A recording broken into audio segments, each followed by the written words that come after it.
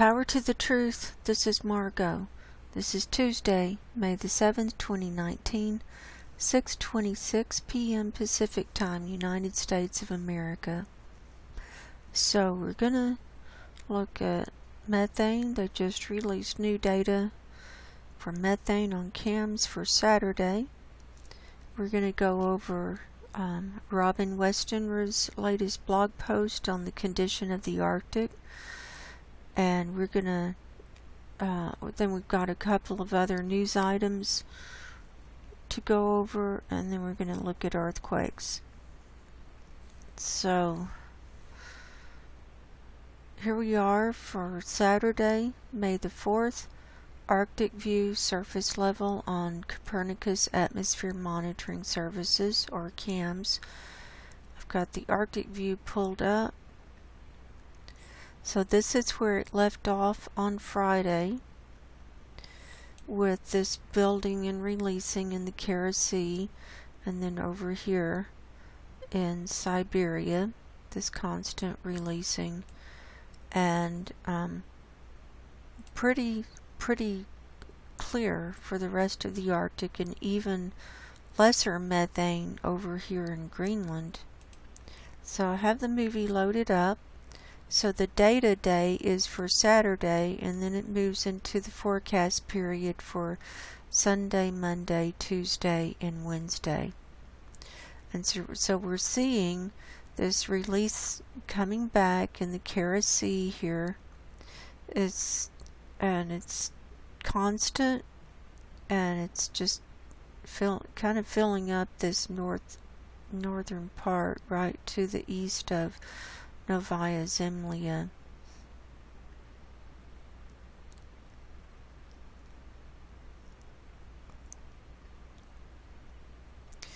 We're seeing also releases coming from Alaska right here, and then right here in the Anchorage area, and then right up here.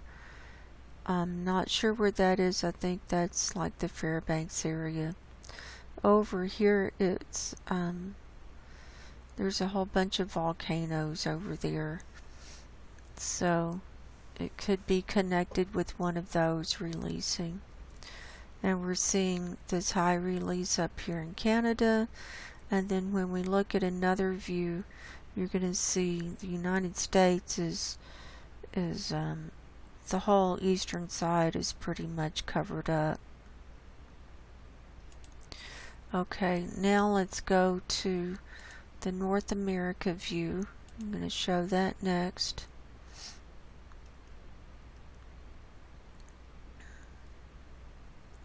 So here it is from Saturday at the beginning. Got to load this, let this movie load up. And so we're seeing very high releases in the northeast, and then up here, and then just covered up. So Sunday was a very bad methane day. Look at it. Lake Michigan is covered up. Wonder why just the lake would be releasing that much by itself.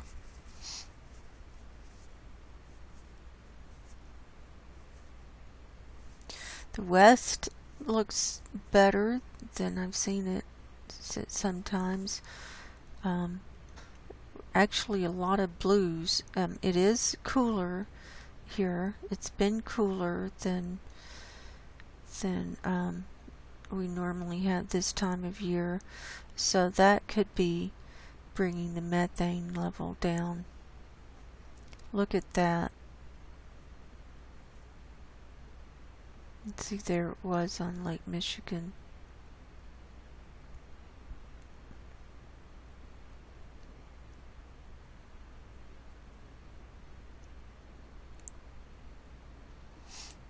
Okay, now I'm going to go to Europe.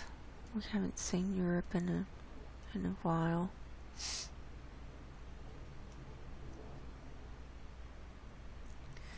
let this load up. So here's the UK, here's Ireland, here's France and Germany over here.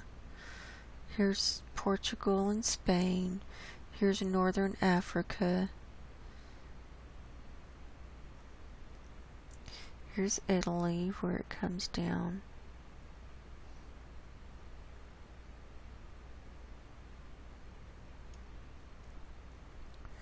And then here's Eastern Africa.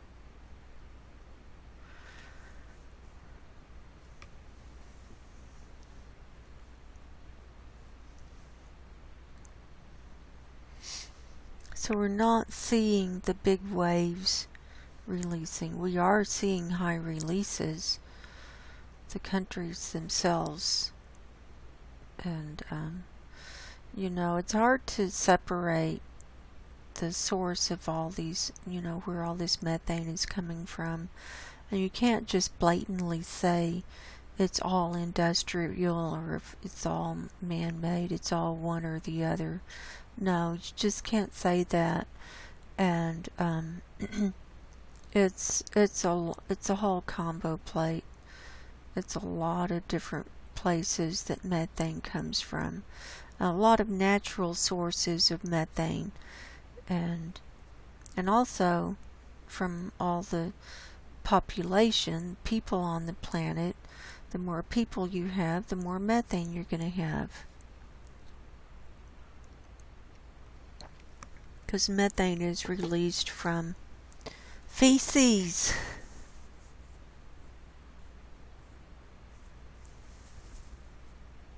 It'll make you pass out if you got enough of it. In like a cow lot or, you know, somewhere like that. So the more people you have, the more methane you have. So now we're going to go to the globe, and everyone can take a peek where they are on the planet.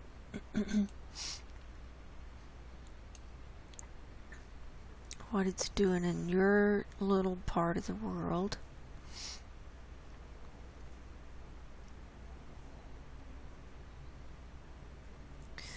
And I expect in the next week or two we're going to start seeing much higher releases as the temperatures start warming up.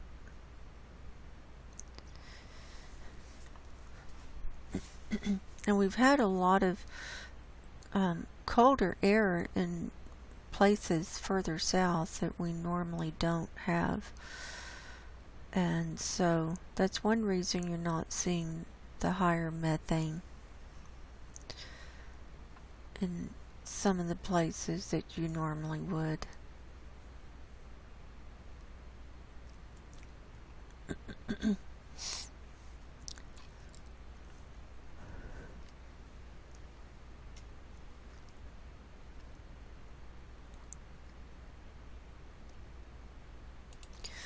Okay, so there's our methane.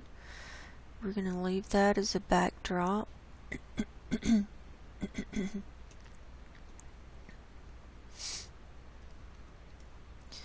And the next thing we're going to do is go over Robin Westenra's update on the Arctic, focusing on Greenland.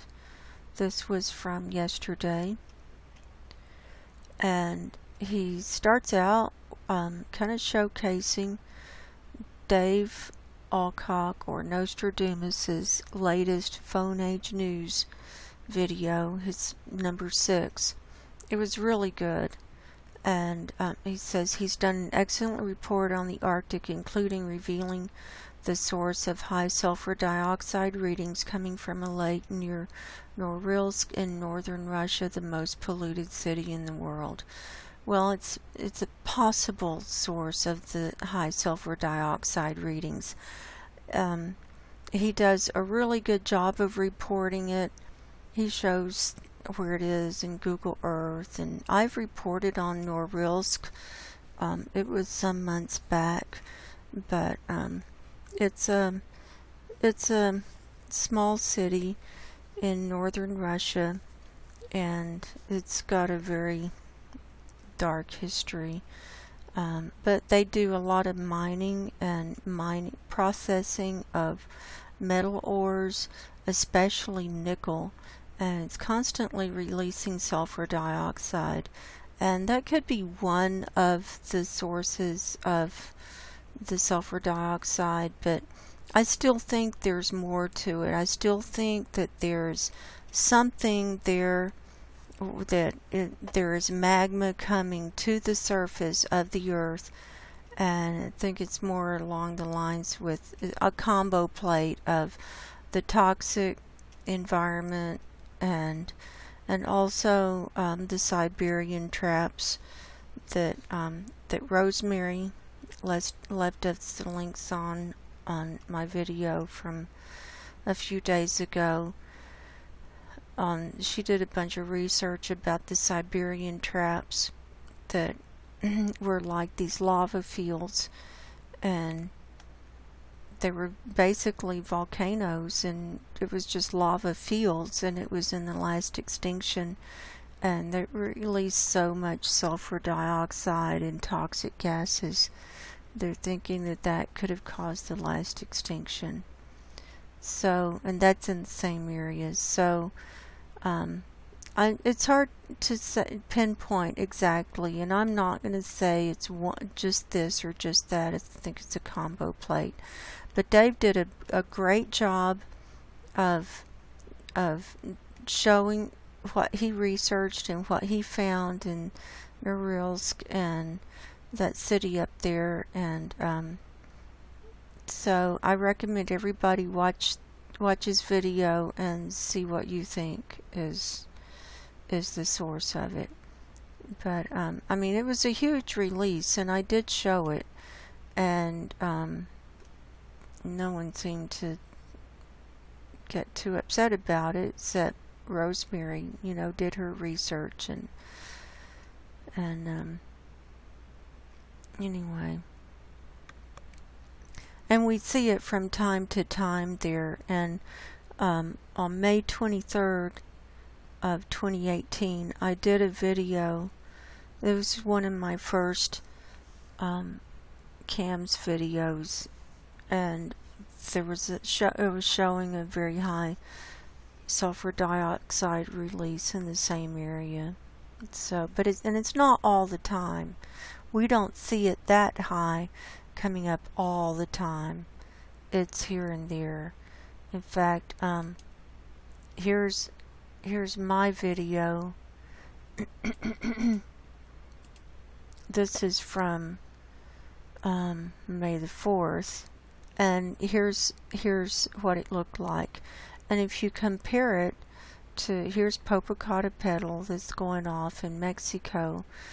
I mean, it's a huge release, and I just don't think that's completely man-made. I just don't see how, because you've got China that's so polluted, and you've got a lot of places have a lot of polluted areas, and so I can't see how one comparatively small area can give off that much sulfur dioxide by itself. It just doesn't compute to me. But it's a contributor. I'm not saying that it's not contributing, but I think there's more to it. So there's that. I'm trying to get rid of this. How do I get rid of this movie?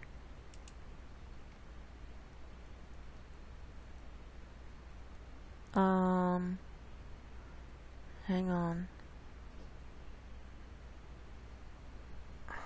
on. I'm gonna pause the recording. I'll be right back. Oh, wait. There we go. Alright, then he's got a graph from Arctic sea ice extent, This is record low. We can see this was at the end of April. This is from National Snow and Ice Data Center. It's the lowest on record for this time of year ever. Here's the sea ice concentration on May the 5th. This is shocking to see the blue that shows how thin, you know, how much less concentrated it is. Here are temperatures, excuse me,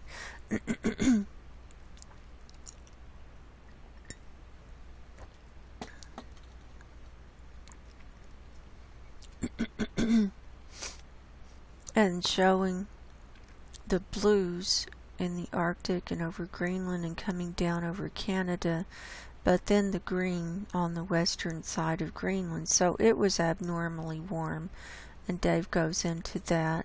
And here's the 2-meter temperature anomaly. Apparently Climate Reanalyzer is back up and showing Greenland in the red and the Arctic in the red, and also Siberia over here in the red. And here's some more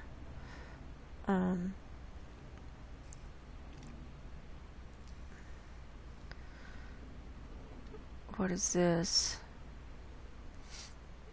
Oh, these are barometric pressures, HPAs, and highs and lows. Warmth, and yet more warmth is coming into the Baffin Bay. That's this water to the west of Greenland and beyond. From now, attached is a map, the daily max temperatures on May the 8th, which looks like persisting. And here it is, where it's so warm on the west of Greenland. And here is sea surface temperature anomalies, and we can see how red it is up by Iceland, and up by Svalbard, and then around Greenland.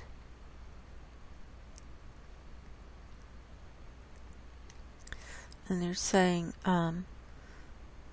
that sea surface temperatures, which seem to be hovering around or just below 0 degrees Celsius. So it's very close to melting.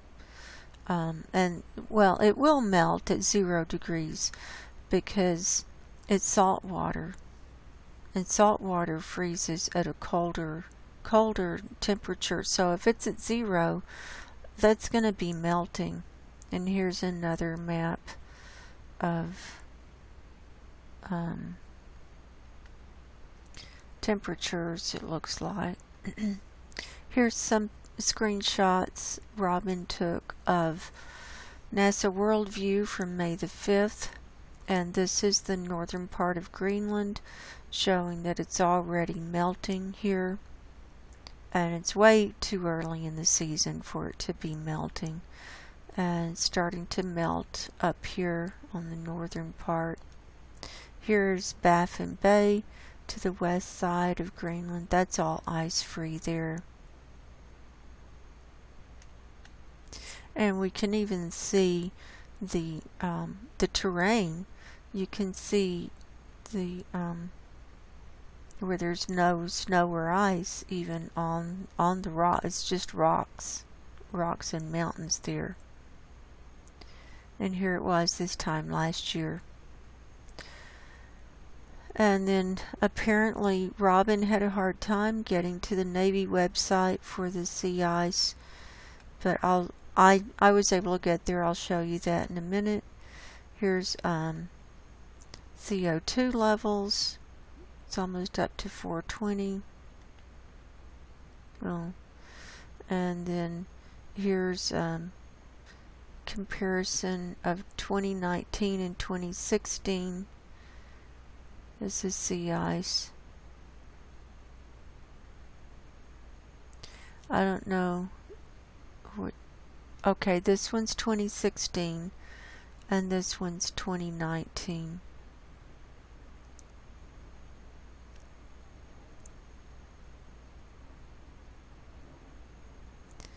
and then here's a link to my show from May the 5th with Nostradamus' methane update, and then here's a whole article about the Greenland melt season starts almost a month early. They go into that, sooner than expected, and this and that, and then the link for the full story.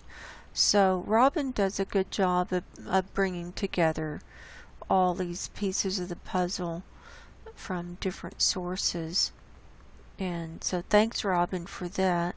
Now for the Navy, I was able to get on the Navy website and I downloaded, this is the sea ice, Arctic sea ice thickness from yesterday, May the 6th, and we can see a lot of purple, and that's in the lower thicknesses. So 1 meter or less is in anything purple. Then when you start getting into the blue, that's about 1.5 meters or 1.25 meters thick, like this area that's mixed in with the purple. And then the dark aqua is 1.5 meters, like over here. And then coming up into the aqua, that's about 2 meters thick. So this whole area is less than 2 meters, because we're seeing this dark aqua, so it's really thinning out. And then the green is 3 and yellow is 3.5. So we're not seeing very much thick sea ice at all. All the old sea ice is pretty much gone, just a little tiny bit right up here on the coast of Canada. So we're seeing thinning and a lot of melting around the edges, and the Bering Strait is pretty much ice free, and a lot of thinning and breaking up right here and all around wherever you see the purple. I also have, this is the 30-day animated GIF from the Navy. It goes back 3 weeks and then a week into the forecast period. So it goes from April the 14th to May the 13th. So we can see continued thinning and continued melting all around these edges. And if you look at NASA Worldview, this whole west side of Novaya Zemlya is ice-free. And so that methane that we're seeing come up in the Kara Sea is right here. So it's coming up through the ice that's there, the very thin ice. But I expect to start seeing some more methane releasing probably over here in the Chukchi Sea. I'm surprised we haven't been seeing that because it was coming up in the winter time, and now it's not winter time, and now it's calmed down, so I don't know. So there's that. And now I've got just a couple of news items.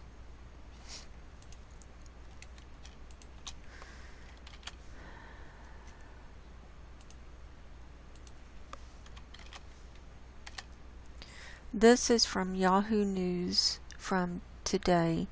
Another levee in danger as seemingly endless flood continues. And this is from Missouri, St. Louis, Missouri, in the United States. Residents of a small Missouri town were busy Tuesday sandbagging yet another levee being threatened by a seemingly ceaseless flood. The Pin Oak Levee protects a little over 100 homes in the low-lying area of Winfield, a Mississippi River community of 1,400 residents, 45 miles northwest of St. Louis. The river reached its fourth highest level ever Monday, and while it was starting to drop, the pressure on the levee was concerning enough that residents were urged to have bags packed just in case they needed to evacuate. Waves of flooding that began in March have caused significant damage to farmland, homes, and businesses throughout the Midwest. And anyway, it goes on, and all the rivers are high, and so if a levee breaks, they're screwed. And it's still been raining, and several levees in northeast Missouri have been overtopped or breached as the Mississippi reached near historic levels over the past week. That's why we saw that methane up through that Mississippi Valley on cams. And then this guy says we've had levees that have overtopped, so we do have water in some homes. It's just that there's more river than there is levee. So the levees are to hold the river back, but the water is higher than the levees. So there's that article. So they're still having a hard time. And they're going to be in trouble for a long time. I don't think that's going to end anytime soon. Next, I have some Oroville news, Oroville Dam news. This is from Oroville News Live. This was from I don't have the date on May 7th, today. Oroville Dam Boulevard closure tomorrow, Wednesday, May the 8th. Please be aware, Oroville Dam Boulevard East. Now that's a road that goes like to the east of the dam. There's a road that goes over the dam, and there are roads that go all around the dam. So this is one to the east. Between Glen Drive and Hyatt Power Plant Access Road will be closed for an estimated 30 minutes for construction blasting. Construction blasting from approximately 4:45 p.m. to 5:15 p.m. on Wednesday, May the 8th. So they're going to be blasting again at the dam. For whatever reason, they're saying construction blasting. They haven't said anything about their findings of inspections on that spillway. The water level, we're going to go over that in a minute, is still rising. So to find out they're going to be blasting right there at the dam is kind of concerning. So I'll leave a link below, but this is just a heads up. They're going to be blasting tomorrow afternoon at Oroville. And when they blasted before, they've had earthquakes. Last year they had a 2.5 magnitude earthquake that happened right on the side. And I reported on it, and some people didn't like it. I found this on the California water website. This is the 10-day Feather Basin quantitative precipitation forecast, and for Tuesday, May the 7th, and this is showing precipitation in inches, and they're anticipating some rain this week. They're anticipating, now here it is observed, no rain or snow in last week. Here's the snow level. You can see it's around 10,000 feet. They're anticipating a little bit of rain tomorrow, 0.01 hundredths of an inch. None on Thursday. They're anticipating 0.05 hundredths, 0.0 or 0.05. I don't know if it's of an, oh yeah, of an inch. 0.05 inches on Friday, May the 10th. And then on Sunday, May the 12th, 0.05. Monday the 13th, 0.05. They're anticipating rain every single one of these days. Total 10-day up to 0.27 of inches. It's about a little over a quarter of an inch. I mean a quarter of a 0.27. Yeah, but that adds up when you have it all the way around. That adds up. So this is from Wednesday, tomorrow, through next Friday, the 17th. They're anticipating this rain happening.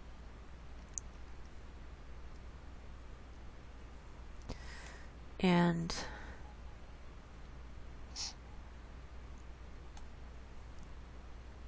so I thought that was interesting. It says scattered showers are possible over the higher terrain during the afternoon and evening beginning Thursday and through the weekend. Snow levels are expected to fluctuate around 9,000 to 10,000 feet range for the forecast period. So they're still getting some snow. So that's going to be snow that's going to have to melt. So I thought that was interesting. So I will leave the link for all of those below. So now let's look at the dam. Here's the daily data, and here's where it ended at midnight last night. It ended at 886.95 feet. It went up from midnight to midnight yesterday. It went up 0.4 feet. So not quite half a foot.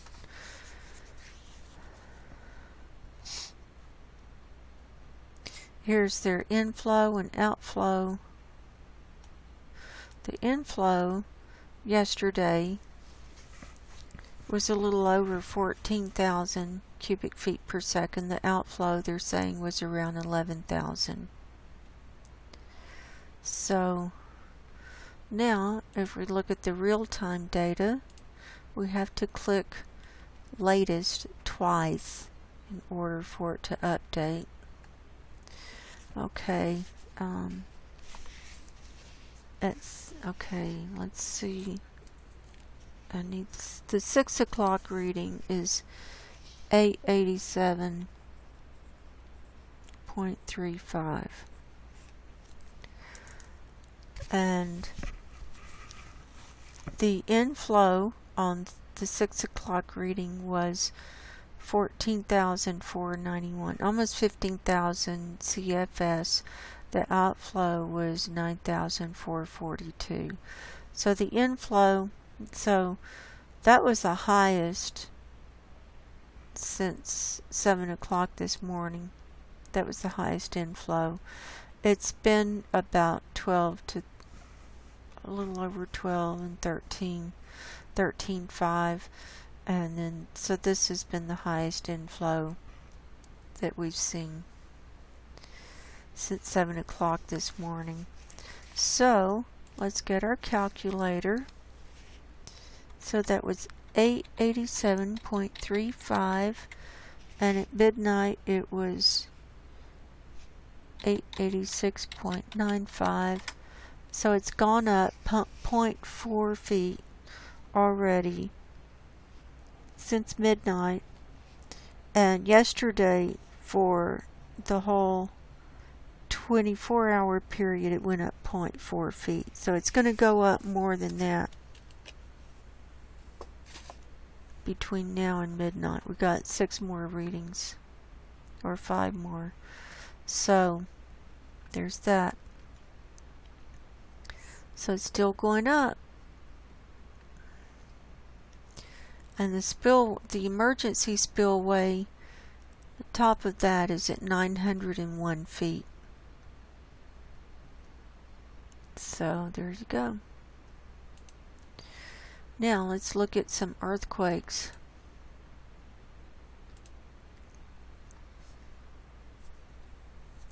Feels like a Sunday to me. I don't know why that is. I've been out today and doing things, but just all of a sudden it just feels like a Sunday.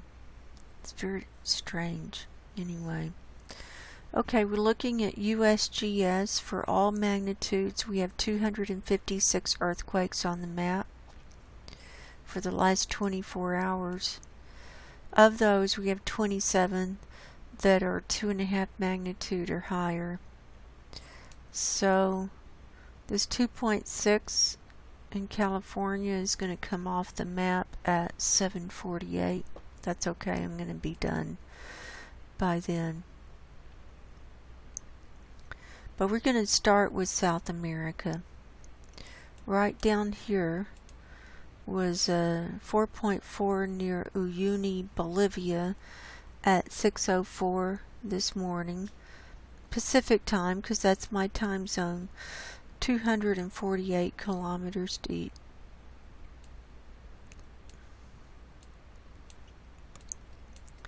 And next is 4.6 on the West Chile Rise on this red line at 4:09 this afternoon. Yesterday, no, I'm having a brain fart. 8:09 last night. Okay, now in the South Pacific was a 4.9 near Raoul Island, New Zealand at 10:33 this morning. And this area down here in Indonesia has calmed down considerably since yesterday. We're showing one earthquake here, 4.8 near Kali, Indonesia at 12:19 this morning. Very, very deep. 530 kilometers deep. Now that will cause movement of the tectonic plates around the planet. Next, a 4.4 off the west coast of northern Sumatra today at 1:25 this afternoon. And then a 4.6 near Port Blair, India in this Andaman Sea, Andaman Basin. This happened at 1:24 this morning. Coming on up, let's see what's happening at Japan. There was a 4.8 near Hasaki, Japan at 7:42 this morning. That was in the ocean. Here's one just off the coast of northeast Japan. 4.6 near Miyako at 5:20 this afternoon. And then here's one. This is considered Russia. 4.6 near Kurilsk, Russia at 10:58 this morning. And then 5.2 near Severo, Kurilsk, Russia at 11:28 last night. And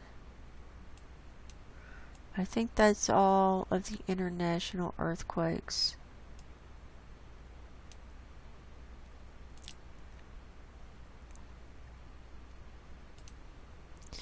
Now let's go to all magnitudes. Hawaii has 3 today, 2.0 Pahala, 1.9 Kilauea at a minus 0.1 kilometer depth, and a 1.8 at Volcano, what's on the flank of Kilauea at 3:41 this morning. So that's calmed down a little bit. Next we have the Dominican Republic. We're showing 8 here today. That's a lower number. 2.5, 2.0, 2.2, 2.4, 1.3, 3.2, 2.4, and 3.2. So just showing movement. It's not enough to do a bunch of damage, but it's definitely showing movement there. Now in Alaska, we have 60 on the map today, so that's a much lower number than we've been seeing. They average between 50 and 100 a day because it's a very active region. Let's see, 2.5 magnitude and higher, 2.9 Kodiak, 3.4 Larsen Bay, 3.8 Big Lake, that's at Anchorage, 2.6 Sutton Alpine. Here's a 3.0 Talkeetna.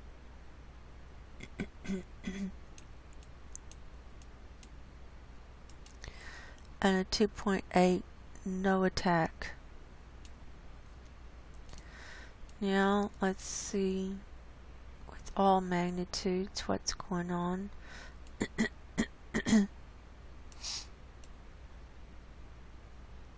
Got quite a few up here in this little armpit. I call it an armpit.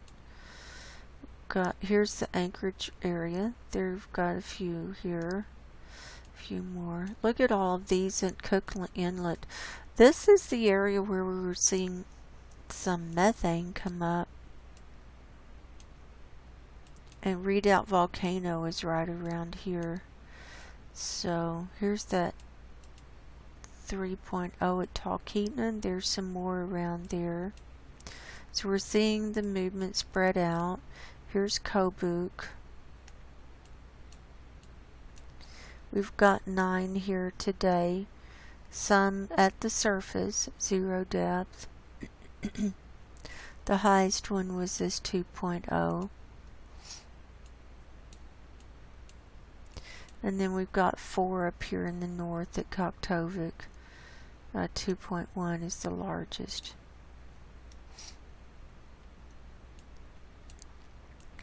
Now coming down into the lower 48, we've got this one in Tennessee, 2.1 near Decatur at 12:02 this morning.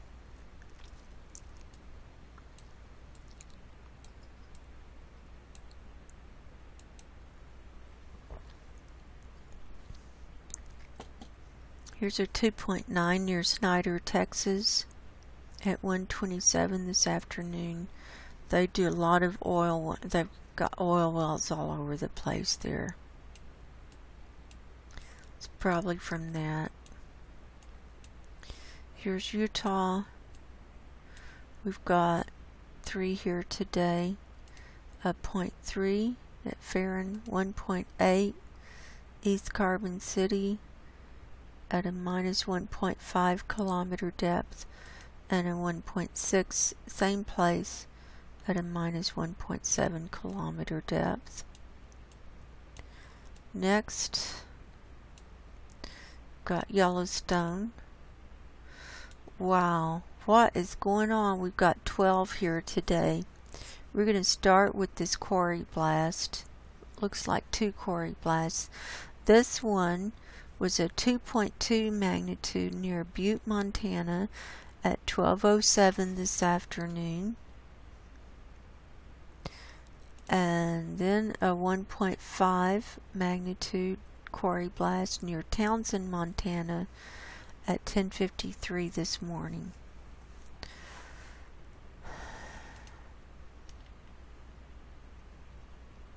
.9 Lincoln, 0.8 Manhattan, 0.8 West Yellowstone, minus 0.1 Lima, 0.7 Dillon, 0.5 West Yellowstone, 2.2 Soda Springs. There's our quarry blast. 0.3 Frenchtown. There's our other quarry blast, and a 0.9 near Lima.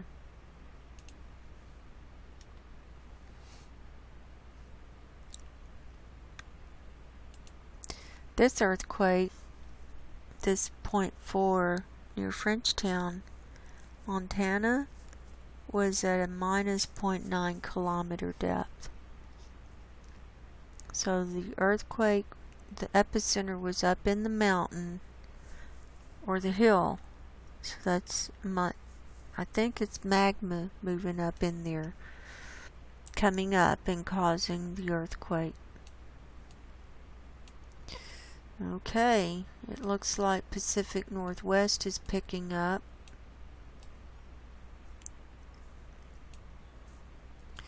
We've got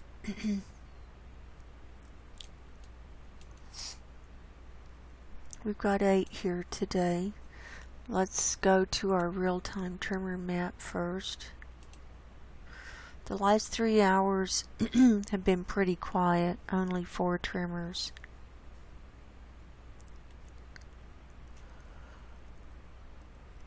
The last 6 hours have been 5 tremors. Here's the last 12 hours. 1.4 hours of tremors. Just northwest of Portland. Last 24 hours, 2.8 hours of tremors. So the tremors have gone way down, but they're still, the majority of them are in this Portland area. So keeping that in mind, I didn't mean to do that. So most of the tremors are being seen right over here.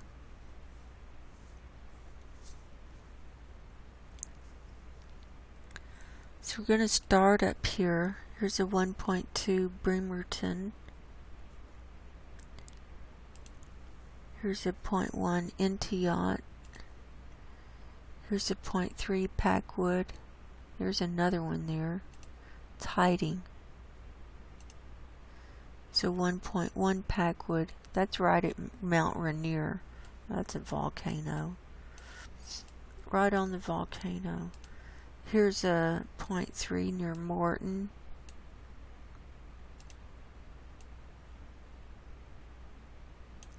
Here's a cluster of, we've got 3 here at Carson, a 1.4, 0.9, and a 0.8.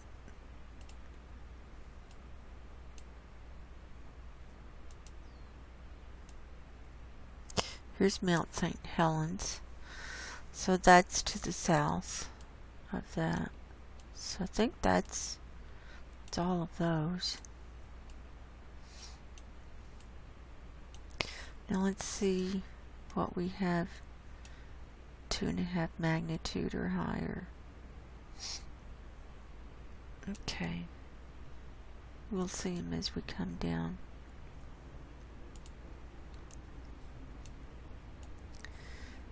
Wow, Nevada's been busy. Okay, next we've got this one, a 1.9 at Redway at 4:19 this morning. That's next to that San Andreas fault line. Now up here at the geysers, here's one, 2.2 at Lakeport at a minus 0.7 kilometer depth. That came in at 10:32 last night, and we got, including that one, we've got 45 at the geysers today.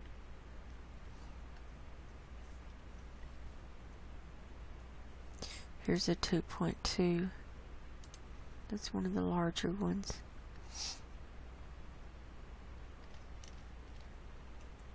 So that's moving along. So here's Chico. Here's Oroville. Here's the dam. Here's the lake that keeps rising that we're talking about.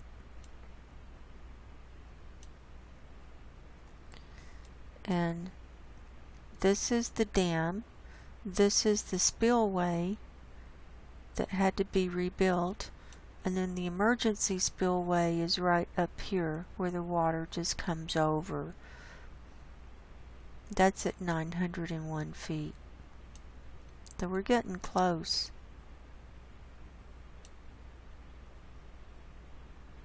So they're going to be doing blasting on this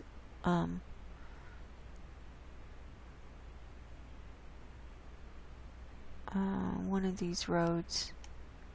Oh, I can't. Oroville Dam Road over here on the east side. This is where they're going to be doing this area. Construction blasting. Or maybe over here. They said the east road. Oroville Dam East Road. So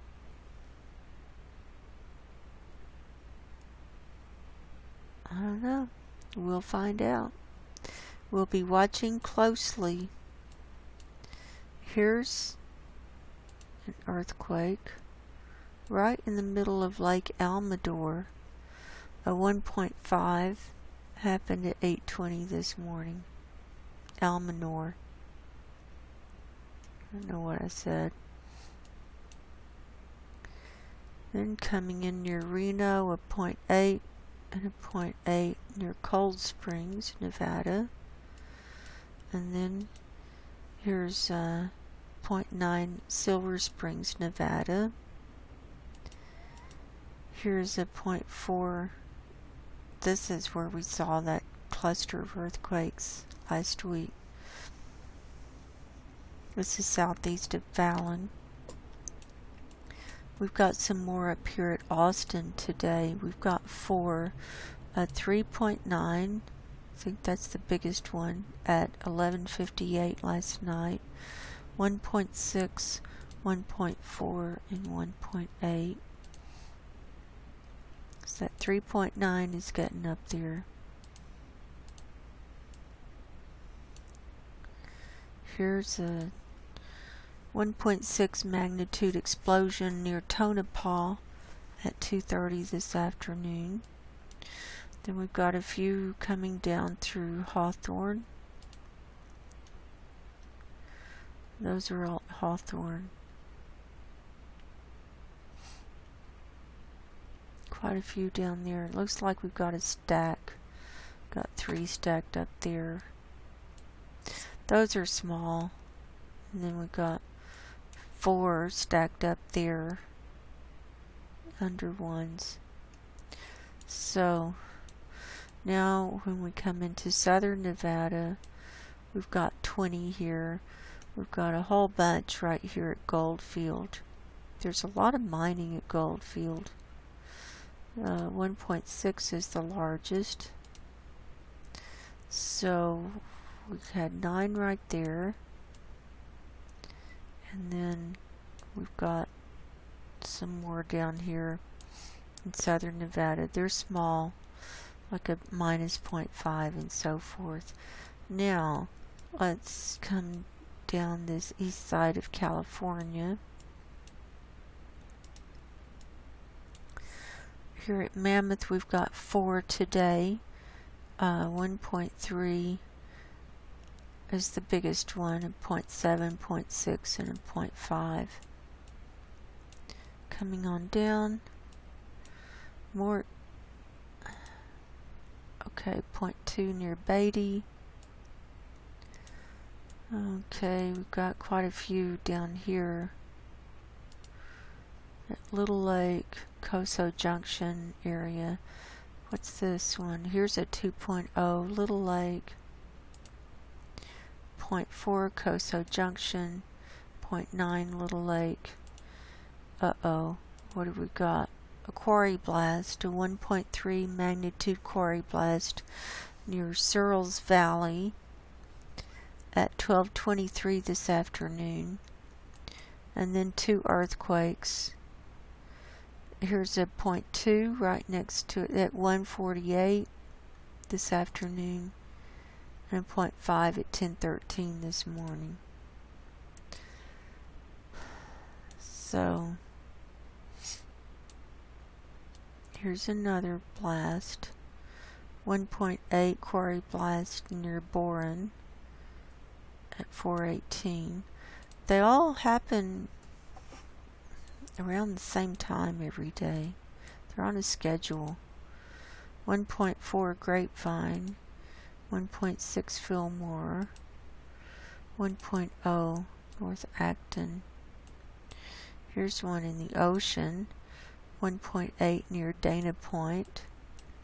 Here's another blast, 1.2 quarry blast Rancho San Diego. Here's another blast, 1.6 quarry blast Los Algodones. So in Southern California, we've got 35 here today.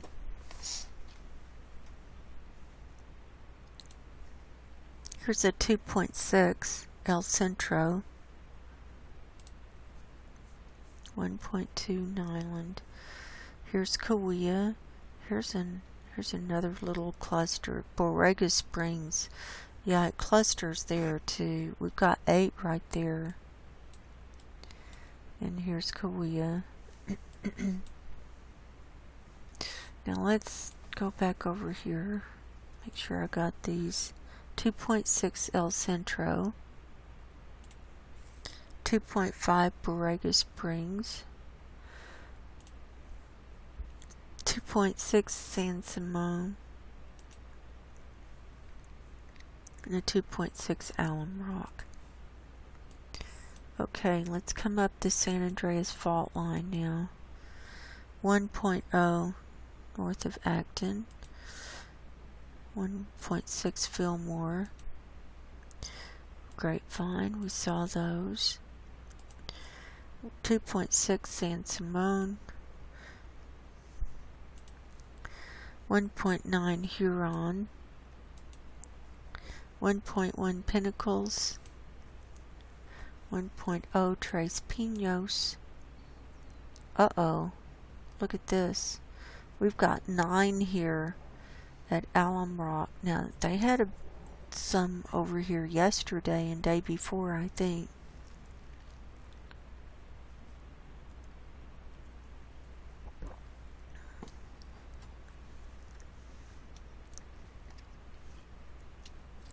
So this started 7:33 last night, was a 1.3.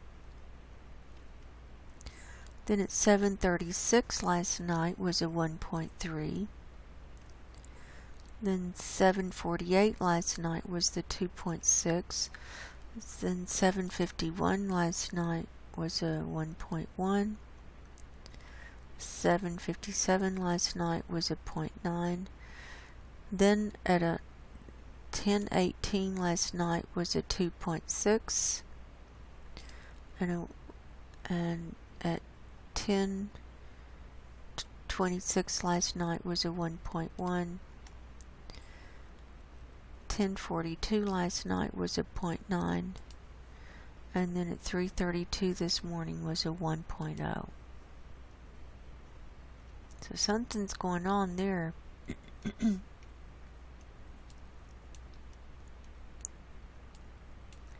Definitely.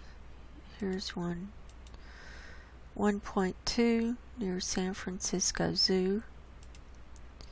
1.2 near Byron.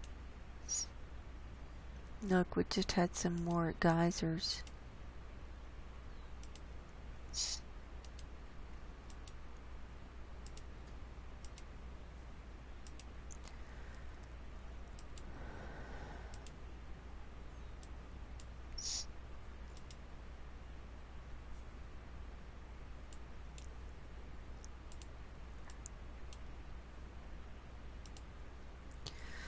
So I think that's a wrap. I'll go ahead and let everyone go for tonight. I do believe we are in the end times. and we don't have much time at all. And the best way we can spend this time is get our spiritual houses in order and get ready to leave. And if anyone would like to read or listen to the book of Revelation, I've just posted it on my website.